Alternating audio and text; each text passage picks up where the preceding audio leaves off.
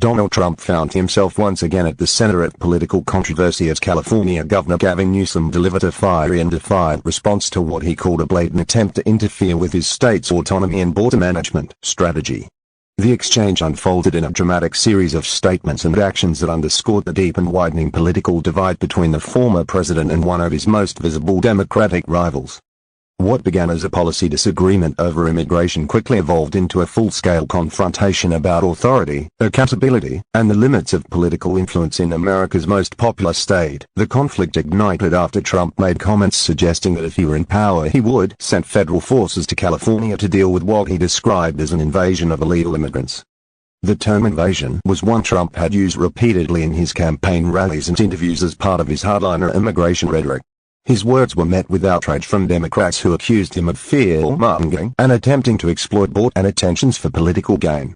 Newsom, known for his sharp rebuttals and unapologetic stance against Trumpism, wasted no time firing back. In a televised press conference he declared that California would not tolerate threats or interference from any former or future president who sought to undermine state sovereignty.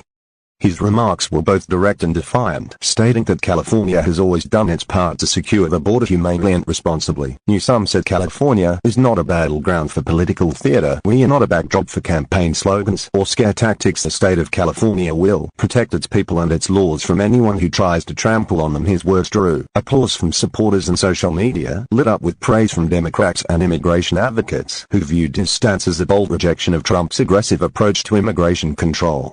Newsom accused Trump of using immigrants as scapegoats to energize his base and distract from what he called a record of failure and division. The governor emphasized that his state has invested millions in cross-border cooperation programs with Mexico focused on crime prevention and humanitarian aid rather than mass deportations or militarized crackdowns. Trump, however, was not one to remain silent. During a rally in Arizona he lashed out at Newsom, calling him a disaster and accusing him of turning California into what he described as a crime-ridden wasteland.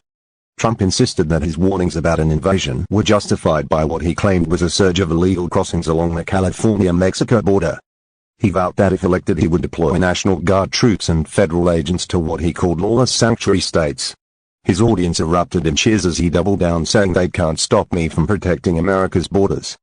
His statement immediately raised constitutional questions about the extent of federal power over state jurisdictions and whether a president could unilaterally order such an operation without state consent. Legal experts were quick to weigh in, noting that while the federal government has broad authority over immigration enforcement, it cannot simply override state governments unless under extreme circumstances such as insurrection or natural disaster.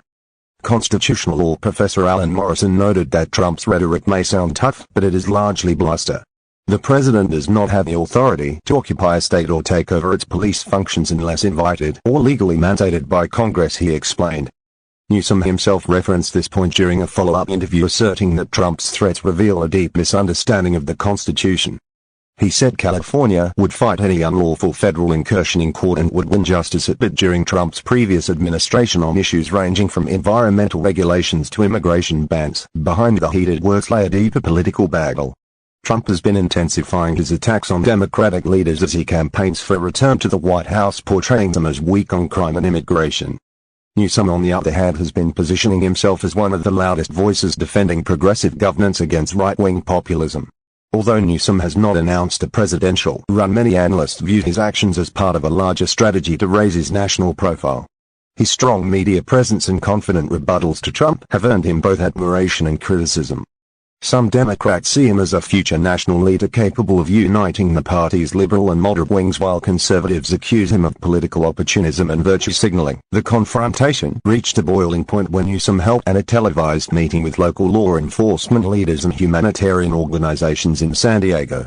Standing in front of a line of California Highway Patrol officers and National Guard units, he made it clear that the state would continue securing its borders according to its own rules and values.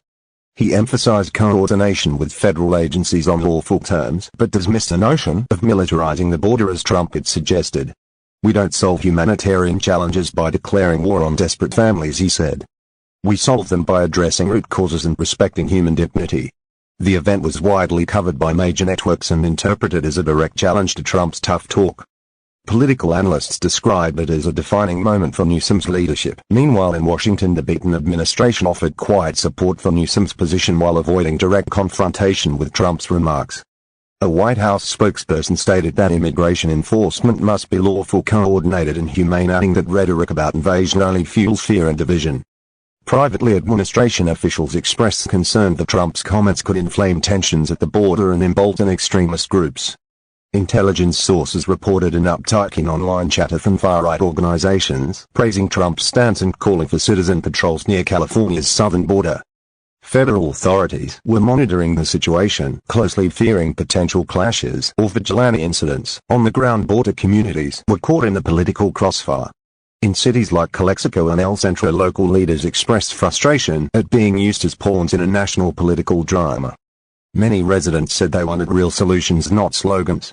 Maria Ortega, a community organizer, said, "We're tired of being talked about like we're under attack. The people crossing are often families escaping violence. We need resources, not soldiers."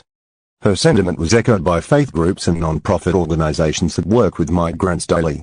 They urged both parties to focus on policy, not posturing. Trump's comments also reignited the debate over the term invasion itself, which immigration experts and human rights advocates argue is misleading and dehumanizing. According to data from Customs and Border Protection, illegal crossings in California have actually declined compared to previous years thanks to improved coordination between U.S. and Mexican authorities. However, conservative media outlets amplified Trump's narrative, showing selective footage of border crossings to reinforce the idea of chaos. This selective storytelling created a perception of crisis that played well with Trump's base, but clashed with official data. Newsom's team capitalized on the discrepancy, releasing a fact sheet showing the drop in illegal entries and highlighting the state's investments in refugee processing and community safety. Political observers saw the entire episode as a preview of what may come in 2026 and beyond. Trump's continued dominance in Republican circles and his unrelenting focus on immigration ensure that this topic will remain central to American politics.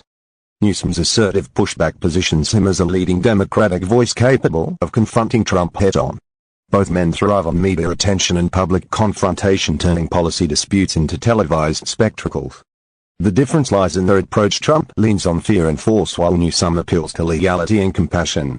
Each strategy resonates deeply with their respective audiences, but widens the ideological chasm dividing the nation. Public opinion polls released days after the exchange suggested that Newsom's handling of the confrontation boosted his approval ratings among Democrats and independents within California. 56% of respondents said they approve of his strong stance against Trump, while only 31% supported Trump's comments. Nationally, however, the numbers were more mixed, reflecting the enduring polarization surrounding immigration. Republican voters overwhelmingly sided with Trump, saying he was right to call out border failures, while Democrats backed Newsom's defense of state autonomy. Independents appeared split, many expressing fatigue over what they saw as endless partisan showdowns. The media frenzy surrounding the incident also revealed the power of narrative framing. Conservative commentators painted Newsom as arrogant and dismissive of federal authority, accusing him of harboring ambitions beyond the governor's office. Liberal pundits meanwhile hailed his rebuttal as a model of principled leadership. Social media amplified both perspectives, with hashtags like Newsom destroys Trump and Trump was trending simultaneously on different platforms. The dual narratives mirrored the larger information divide in American society, where facts often take a backseat to ideology.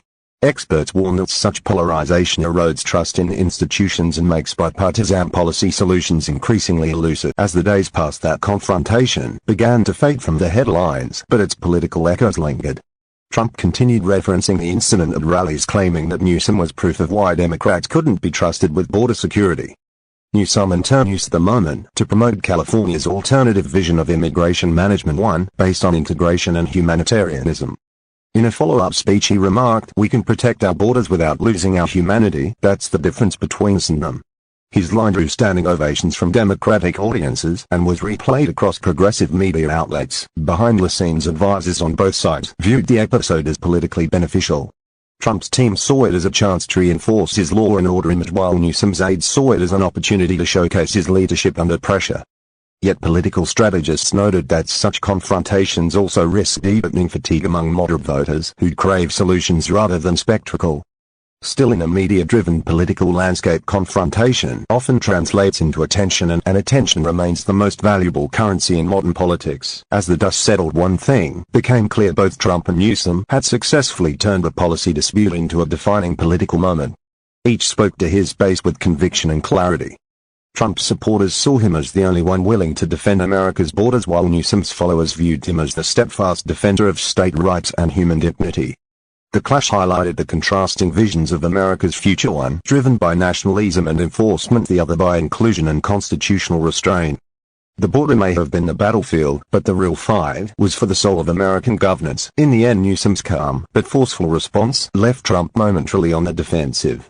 While the former president's words rallied his loyalists, they also underscored the limits of his power outside of office.